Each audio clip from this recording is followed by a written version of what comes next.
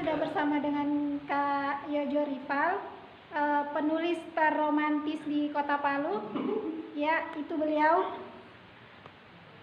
Tuh.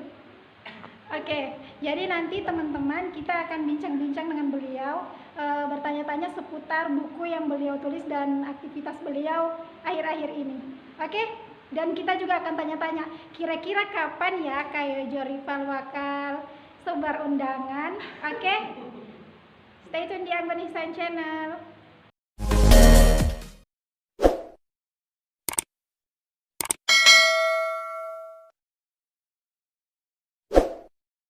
Aku benci melihat air matamu. Aku marah bila kau bersedih. Aku tak mau kau terisak. Tapi siapa? Di matamu, apalah aku. Boleh, jika kau ingin meminjam bahuku untukmu bersandar. Tak perlu sungkan, selama apapun kau mau. Aku ada untukmu. Pakailah sedihku mengukir senyummu. Ambil apapun yang kau mau dariku, bila mau juga jiwaku. Cobalah sesekali melihat senyummu dari mataku. Di sana pasti kau dapatkan keindahan tiada tara. Andai saja kau tahu hadirmu memberi bara cinta di dadaku. Assalamualaikum warahmatullahi wabarakatuh. Jumpa lagi dengan kami di Anggun Ihsan Channel.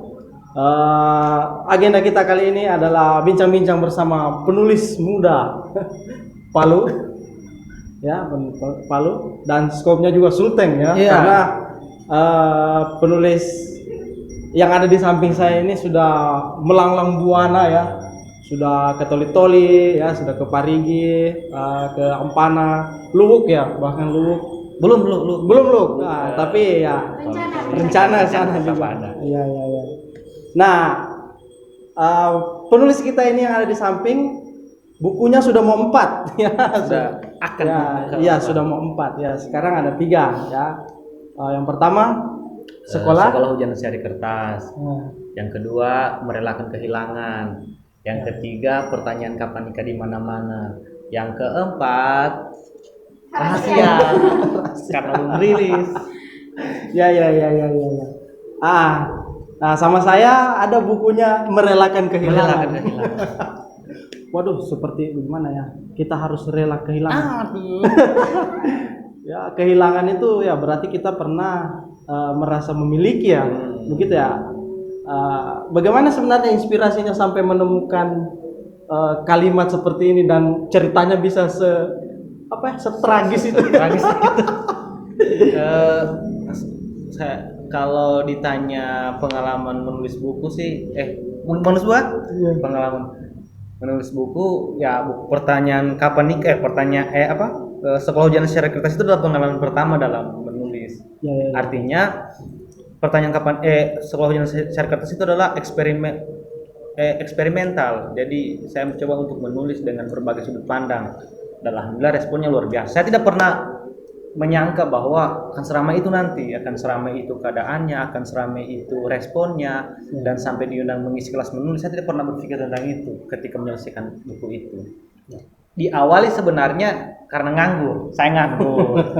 Ternyata nganggur itu adalah suatu fase di mana kita akan berkreativitas. Saya nganggur, karena nganggur kemudian maka bertemu dengan buku-buku seperti buku sastra W.S. Rendra, Khairil Anwar, kemudian buku Vidi Baik, bukunya si Boy Chandra, bukunya Raditya Dika, dan lain sebagainya. Itu saya merasakan selama ini konsumsiku dalam buku itu seperti lebih kepada buku-buku saya bilang buku radikal lah, kayak dulu di kampus kebanyakan sih buku eksistensi marxisme, makna cinta dalam pandangan Marx. Saya baca sudah itu.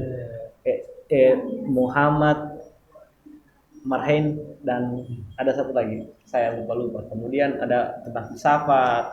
Itu biasa kebanyakan seperti itu. Jadi ketika bertemu dengan buku ini saya kayak membuka jendela baru. Oh, ternyata ada sastra, ada cara penyampaian yang lebih enak, halus, dan menjadikan cinta sebagai barometernya. Seperti itu. Nah, kalau ditanya soal buku Merelakan Kehilangan, Premisnya sebenarnya mudah. Premisnya itu adalah di mana seseorang di situ mencoba melepaskan menjalin sesuatu hubungan dengan orang lain, kemudian pada akhirnya dia titik karena supaya teman-teman beli bukunya kan. Saya yang sudah beli bukunya dibuka di sini kan soal intinya di situ saya menggunakan sudut pandang aku dan kau. Sudut pandang orang pertama, jadi lebih kenal lah. Kenapa judulnya merelakan kehilangan? Karena hal terberat adalah ketika kita punya sesuatu dan kita harus merelakannya. Tapi kita harus rela akan melepasnya. Jangan terlalu takutnya ketika kita tidak mau melepaskan berakibat lebih fatal lagi dari apa yang kita pikirkan. Kalau banyak yang bertanya itu persoalan pribadi, Nah ini dari buku pertama kan Sekolah Hujan dan Secari Kertas. Ke buku kedua itu jaraknya berapa lama? Kalau setahu saya itu tidak terlalu lama ya? Terlalu lama. Mungkin setahunan. Oh setahun ya, cukup produktif berarti. Iya setahun. Jadi memang target saya kan dunia kepenulisan saya ini dimulai kalau nggak salah ingat 2018an loh. Mulai menulis 2018an. Jadi target memang kemarin harus kalau toh harus ada terus buku per tahun ada buku minimal maksimal 2 minimal 1. Jadi ini kan sudah masuk tahun ketiga kalau tidak salah, mau tetap harus terbitkan naskah. Meskipun orang bilang ini dunia kepenulisan respon akan dunia literasi Sulawesi itu minim. Tapi saya punya metode marketing tersendiri. Ya. Kalau buku ketiga itu dia berbicara tentang apa? Sebenarnya ketiga juga adalah bentuk eksperimen. Jadi buku pertama itu cerpen, itu terinspirasi dari bukunya Boy Chandra. Kalau teman-teman pernah baca bukunya Boy Chandra Setelah Hujan Reda, begitu itu sebenarnya ini. Buku Setelah Hujan Secari Kertas ini. Merelakan kehilangan itu sebenarnya itu hasil saya baca bukunya Genta Kiswara, Fiersa Besari. Kalau Genta Kiswara itu buku judulnya Evolusi Rindu. Kemudian setelah kau pergi. Kalau buku Fiersa Besari itu Garis Waktu. Dari itu saya menemukan ternyata ada namanya prosa. Nah, teknik kepenulisan itu saya coba di karya saya dan kemudian jadilah kumpulan prosa itu yang jadi buku Merelakan Kehilangan itu. Tapi prosa itu satu dan lainnya bersinambungan, bersambung. Orang bilang kalau dalam dunia kepenulisan biasa orang bilang disebut dengan prosa sanandika, seperti itu. Itu eksperimen sih. Nah kalau buku Pertanyaan Kapan Nikah ini sebenarnya eksperimennya dari bukunya Pidi Baik. Ini buku sebenarnya bisa dikatakan non fiksi, nyata dia. Jadi ini pengalaman saya dengan teman-teman. Sebenarnya ada 16 cerita dan 17 cerita.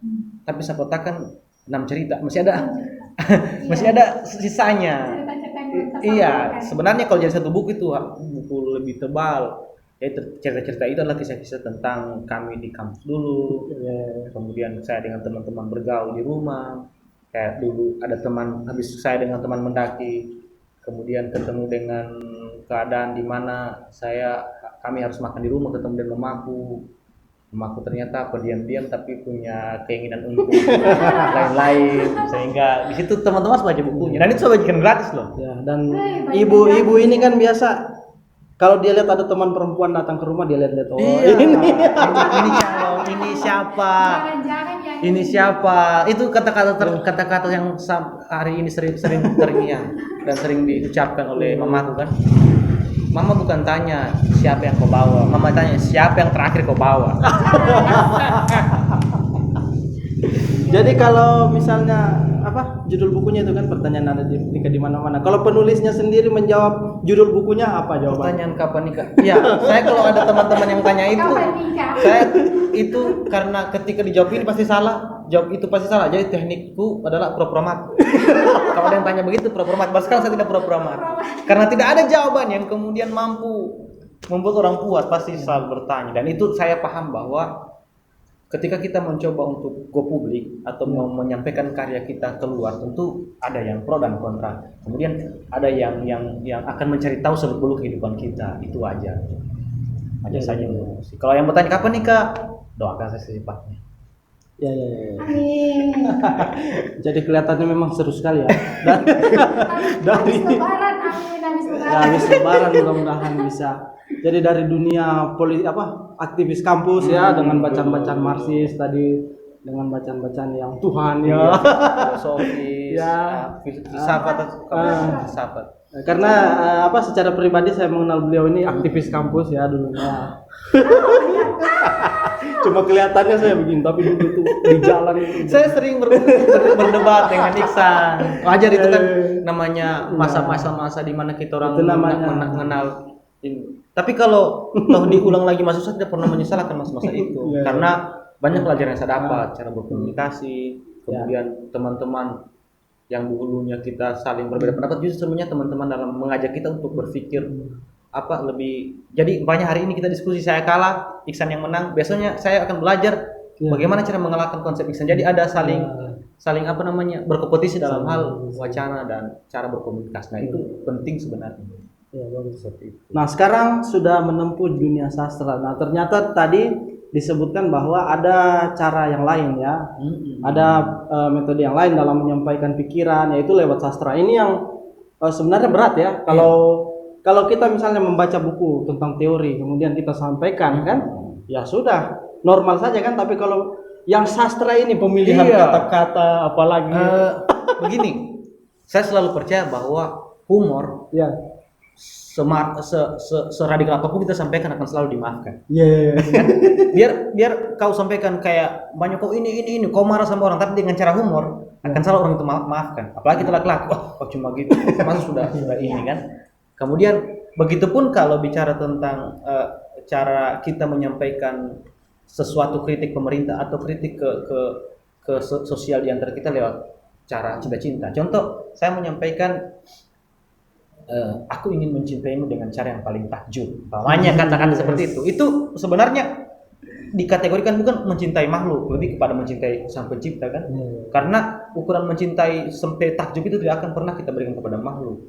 Karena ada batas-batas cinta yang harus kita filter untuk makhluk. Kayak umpamanya dalam sepi aku terdiam memikirkan. Mungkin memikirkan dalam konteks itu orang berpikir, oh pikiran kekasihnya. Padahal tidak, saya memikirkan Tuhan ketika sendiri, kapan saya mati dan lain sebagainya, apa yang sudah saya bawa kayak seperti itu. Tapi dituangkan dalam kata-kata yang sifatnya umum sehingga orang berpikir jatuh cinta dengan siapa lagi?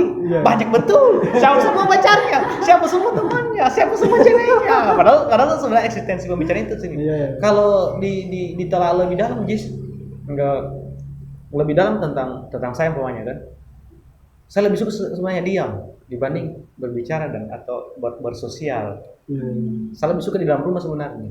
Kalau di rumah itu saya biasa sampai berjam-jam keluar biasa hanya untuk keperluan makan dan lain sebagainya. Tapi sebagai seorang media tentu harus sebagai karena begini, saya paham bahwa itu harus dilakukan karena begini, market yang saya bikin kan begini, harus ketawa-ketawa dan sebagainya. Itu market, cara bicara masalah sesuatu. Kalau umpamanya saya lihat rata-rata seperti itu biasa orang-orang yang humoris biasa, kayak banyak Sule, itu rata-rata pendiam sebenarnya, karena mereka harus memikirkan konsep apa yang disampaikan. Komen maksudnya kayak itu rata-rata pendiam. Jadi rata-rata pendiam orang yang suka di rumah. Sebenarnya saya pikir saya lebih suka di rumah. Adapun di buku itu lucu-lucu dan komunikasi setiap harinya lucu-lucu, itu adalah eksagerasi dari diri yang diam. Jadi kalau diam saya itu berarti pikiranku begini sebenarnya. Nah itu ditulis dalam bentuk kata seperti itu. Nah kalau ditanya tadi tanya sama soal bagaimana meramu kata untuk dijadikan tulisan itu. Pertama, saya membaca kan, harus membaca. Saya harus membaca buku-buku yang sifatnya sastra. Atau biasa sementara naik motor, tiba-tiba ada ide atau tulisan. Banyak lihat orang boncengan dan pacarnya. Saya merasa di situ sebagai orang ketiga umpamanya kan. Saat kau di depan mataku menghancurkan umpamanya kata-katanya. Saya langsung standar motor, langsung tulis di situ.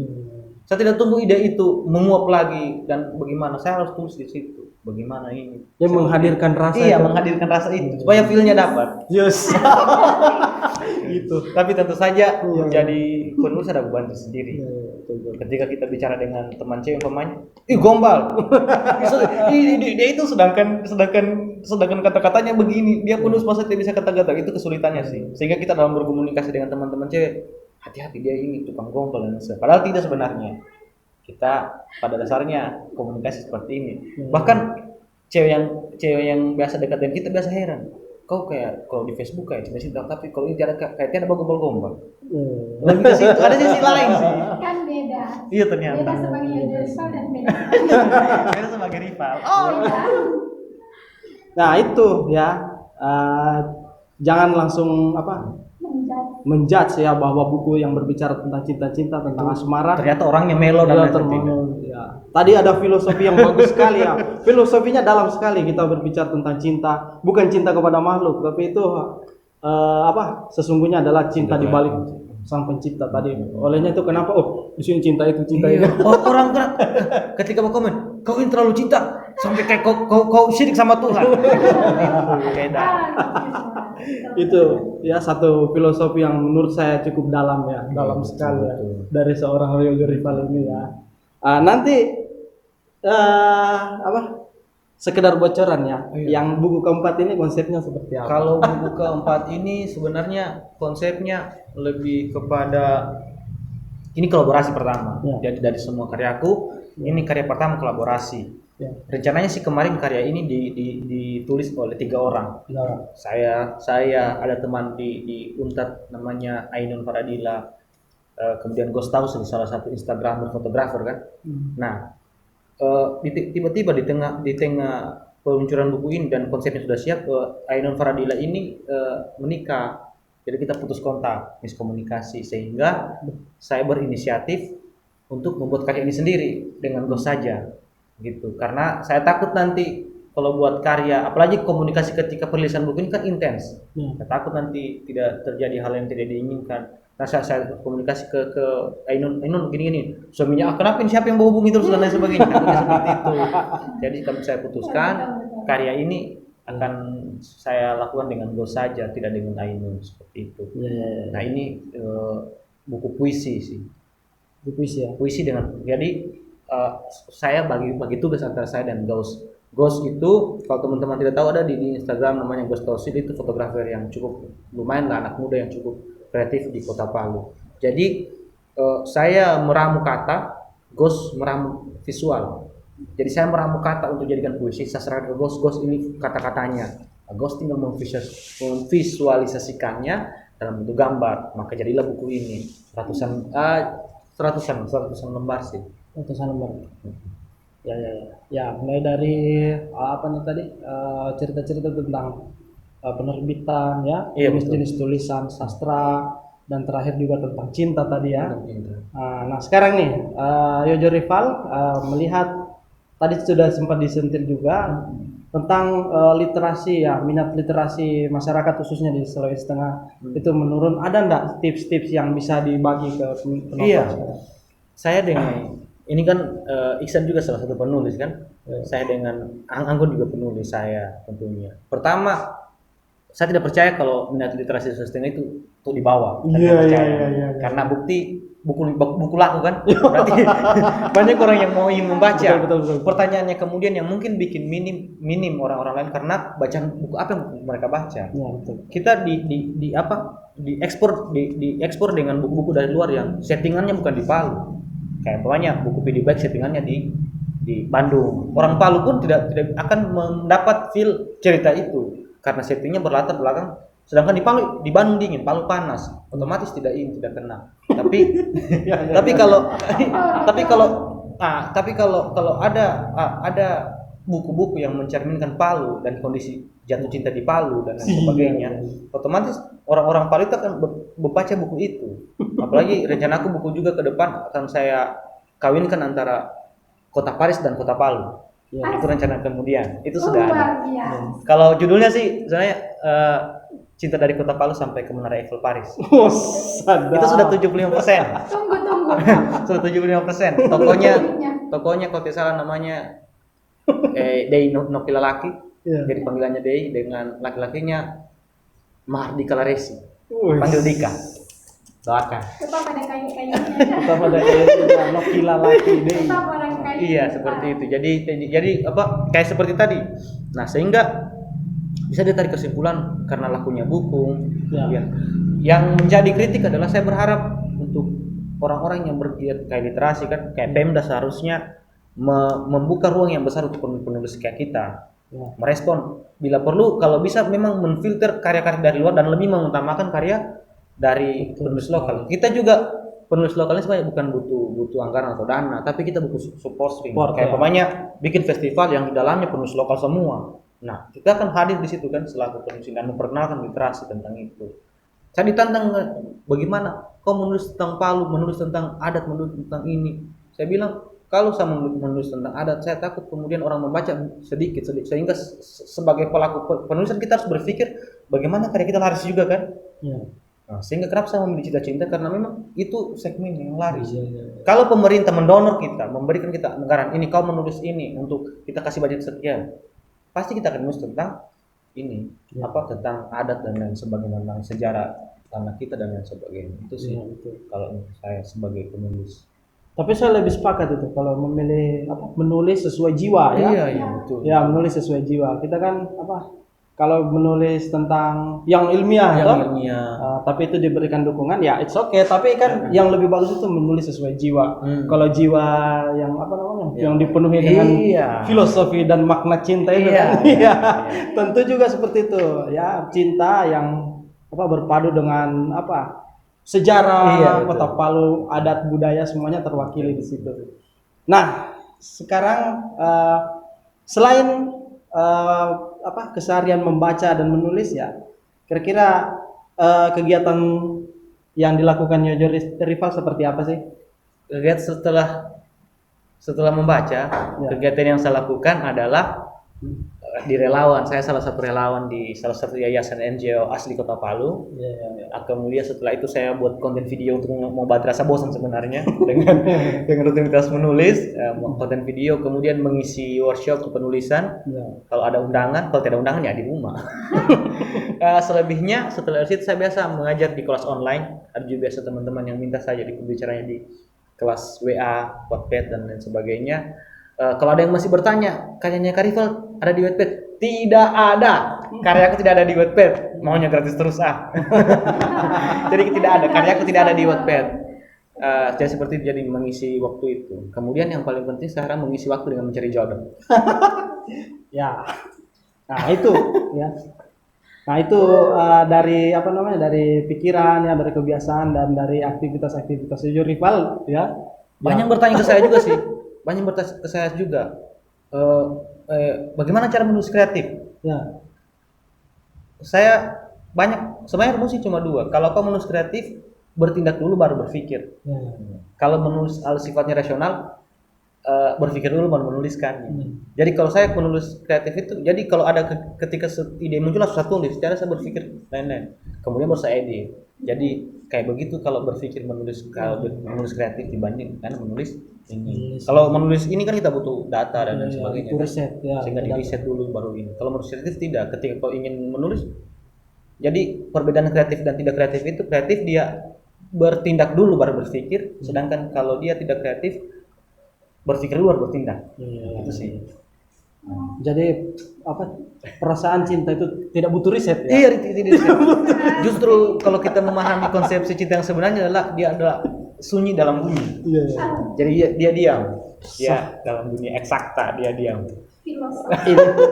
Ini kalau diperpanjang durasinya sampai 3 jam ini. saya baru ketemu lagi dengan Niksa. Saya bisa guling-guling di sini antara dalamnya ya itu. Ya itu ya perjumpaan kita dengan Yojo Rival. Mungkin ada yang mau disampaikan? Intinya teman-teman di luar sana selalu beli karya-karya penulis lokal. Jangan sampai jangan selalu minta gratis dengan karya lokal, penulis lokal. Dan jangan lupa juga subscribe akun ini supaya lebih semangat bikin videonya ke depan. Dan siapa tahu juga subscribe juga YouTube Yojo Rival juga. Boleh juga YouTube ini juga. Jadi kita saling mendukung. Jadi IG-nya juga tidak akan ada saya dan juga teman-teman Iksan dan Anggun kalau tanpa dukungan teman-teman sekalian dari luar sana. Jadi seperti itu. Dunia kreatif itu harus saling mendukung. Kalau mau kenalan IG-nya Kakak? Kalau mau kenalan IG-nya Yojo Rival, Facebooknya juga Yojo Rival. Dan kalau mau buku gratis silakan. Di nomor kontak nanti akan disediakan. Yang ada di silakan chat lihat WA kalau mau gratis. Ada syarat-syaratnya lah. Ada syarat-syarat. Iya betul.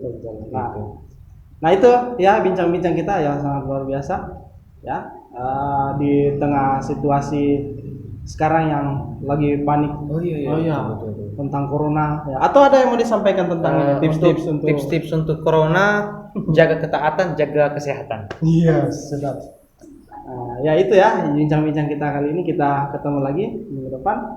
Dan sebelum kita akhiri kita salam. Anjing. Oke. Semoga Ya. channelnya bagus lah. Ya, semoga teman-teman semua sehat-sehat saja, jaga kesehatan ya, jangan terlalu banyak keluar rumah. Jangan terlalu banyak berharap, karena harapan bisa sakit pada ujungnya. Iya. Ya.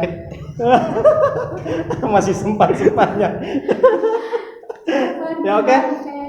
Kita ucapkan ya selamat membaca, salam literasi. Ya, assalamualaikum warahmatullahi wabarakatuh.